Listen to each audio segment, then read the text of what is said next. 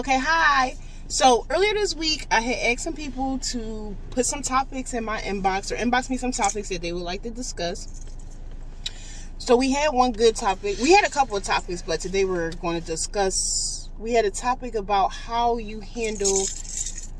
What was the topic again? Was it everyday life? How do you handle everyday life and still make time? How do you balance everyday life and still make time for your partner?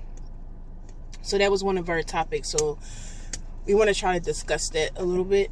We kind of had trouble with that in the beginning. Yeah. Because it was like he was working, I was working, and then it was also the kids. I mean, thing. It was more of the whole.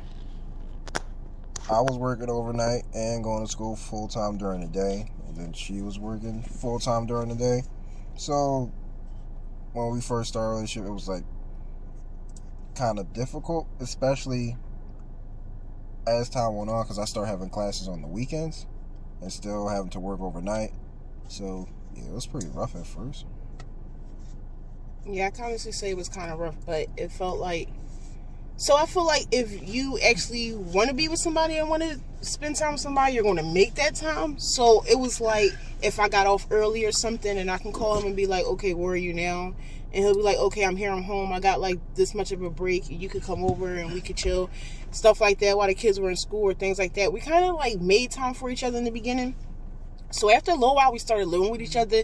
And the crazy part is a lot of people would think that it'd get easier living with each other, but it actually got worse living with each other in the beginning, because it was like now he works overnight. By the time he gets home, I'm already going taking the kids, and then after I get off while he's still sleeping, it's like I don't come straight home. It was football practice, and then by the time I got back home from football practice, I would probably be home for an hour before he woke up and literally had to go to work. So it was like if he was off Fridays and Saturdays, we would try to make the best out of our Fridays and our Saturdays, especially our Saturdays, because Fridays was still kind of still busy for me, even though he was off. How do you feel now? I feel like it got a little better now. I mean, to an extent, but the only thing is, even being the fact that I graduated in school, done being graduated school, and then my schedule changed into the middle of the day, kind of still made it a little bit difficult, just because I'll leave work like around 11, never 11, like 12 o'clock, get home like 1, then be sleep up until, and then we got squeeze time in the morning, and then I gotta be back like 5, 3 o'clock, so I have to leave back like 1:30, so still made it difficult as far as time wise. So I feel like to people that have that question, like, how do you balance it? I mean, you gotta have understanding that y'all have some people don't have understanding that the person they deal with actually has a schedule, and they're like, oh, you have a schedule, you don't have time for me, it is what it is. Yeah, if you have understanding, I mean, you kind of learn how to like make time, or just learn how to do it until you can figure it out. Just because a lot of people, they just tend, oh, I don't have time, so it is what it is. So I'm not even going to try to make it. I mean, you got to, it pretty much comes to just having a mutual understanding of the fact that you're both busy. I also feel like from our past, because, okay, let's give you all a little bit of history on us. From our past, it was like we were always the workers, the breadwinners, the doing everything, and our significant others were the stay at home, did nothing, always was just like free.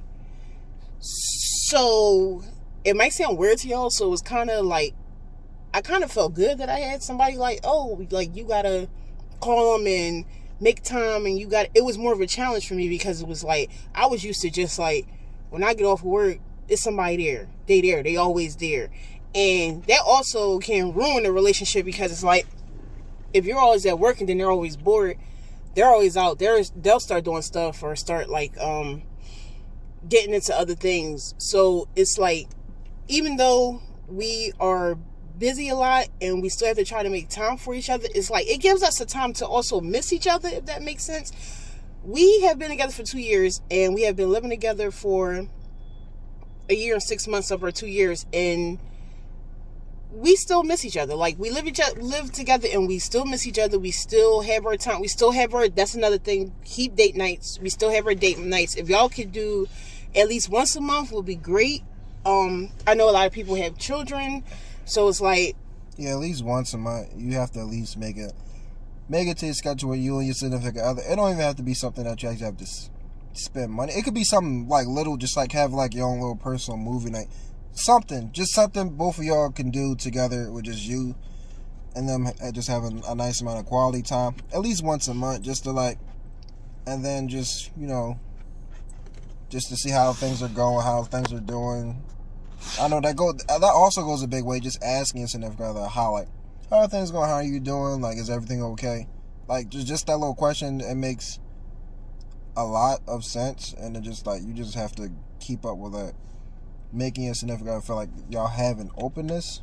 That way they won't feel like intimidated to even talk to you about certain things, no matter how good or bad it is. If that makes any sense. Yeah, because